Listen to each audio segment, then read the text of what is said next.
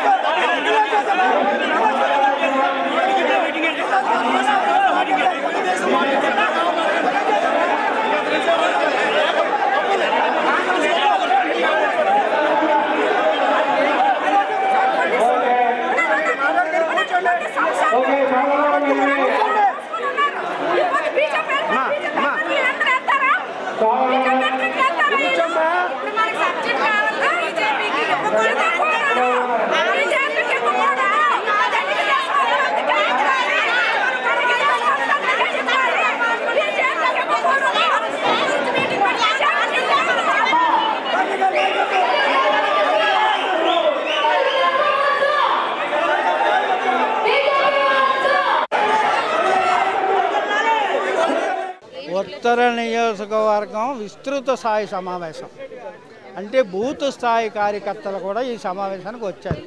మా షెడ్యూల్లో భాగంగా ప్రతి నెల సమన్వయ కమిటీ సమావేశం పెడతాం. 6 నెలలకు ఒకసారి విస్తృత స్థాయి సమావేశం పెడతాం. ఆ షెడ్యూల్లో భాగంగా ఈవేళ విస్తృత స్థాయి పెట్టాం.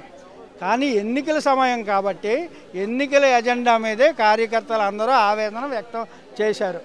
ఎన్నికల టైంలో అనేక సంవత్సరాలుగా కష్టపడినటువంటి కార్యకర్తలని ఇగ్నోర్ అవుతున్నారేమో, నెగ్లెక్ట్ చేయబడతారేమో అనే ఆవేదనతో వాళ్ళు కొంచెం గట్టిగా మాట్లాడలేరు. కానీ నారా చంద్రబాబు నాయుడు అధికారంలోకి రావడం ఖాయం. ప్రతి కార్యకర్తని గుర్తింపబడడం కూడా అంతే ఖాయం. ఎవరూ ఆందోళన చెందవలసిన పని లేదు.